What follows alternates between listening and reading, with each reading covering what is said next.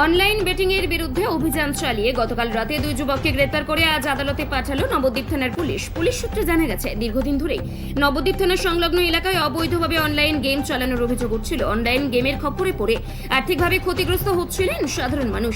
বিষয়টি জানতে পেরে নবদ্বীপ থানার পুলিশ গতকাল গভীর রাতে অভিযান চালিয়ে বাপন সরকার ও মনোজ দেবনাথ নামে এই দুজনকে গ্রেপ্তার করে।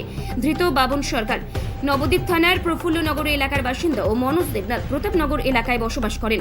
ধৃতদের কাছ থেকে দুটি মোবাইল ফোন বাজেয়াপ্ত করে পুলিশ। কিছুদিন আগে একইভাবে অনলাইন গেমের বিরুদ্ধে অভিযান চালিয়ে 3 জনকে গ্রেপ্তার করেছিল নবদ্বীপ থানার পুলিশ। আজ ধৃতদের বিরুদ্ধে নির্দিষ্ট ধারায় মামলা রুজু করে নবদ্বীপ থানার পুলিশ পেশ করে। অনলাইন গেম রুখতে আগামী দিনে অভিযান চলবে বলে এ প্রসঙ্গে জানান নবদ্বীপ থানার আইসি জলেশ্বর তিওয়ারি। গতকাল রাতে থেকে এই অনলাইন বেটিং যেটা চলছে আইপিএল বেটিং, তাতে আমরা রেড করেছি। রেড করে এখনও পর্যন্ত আমরা দুজনকে পেয়েছি।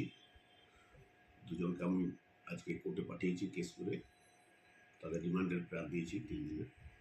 আদার্স যারা আছে তাদের উদ্দেশ্য আমাদের রেড চলবে।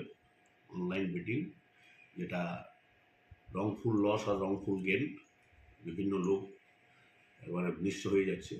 তো এটা আমাদের বস সাহেবের অর্ডার এবং আমাদের নিজস্ব এলাকা দেখতে হবে। যাই আমরা সমস্ত জায়গা থেকেই যাতে করে এটা বন্ধ থাকে, না চলে, সেরকম ব্যবস্থার জন্য রেডি করছি।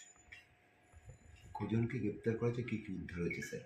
আপাতত 2 জনকে গ্রেপ্তার করতে পেরেছি। তাদের কাছ থেকে মোবাইল উদ্ধার হয়েছে, মোবাইল দুজনের কাছ থেকে, এবং তারা যে অনলাইন বেটিং খেলে তার যে অ্যাপস, সেই মোবাইলে তাদের অ্যাপসও আছে।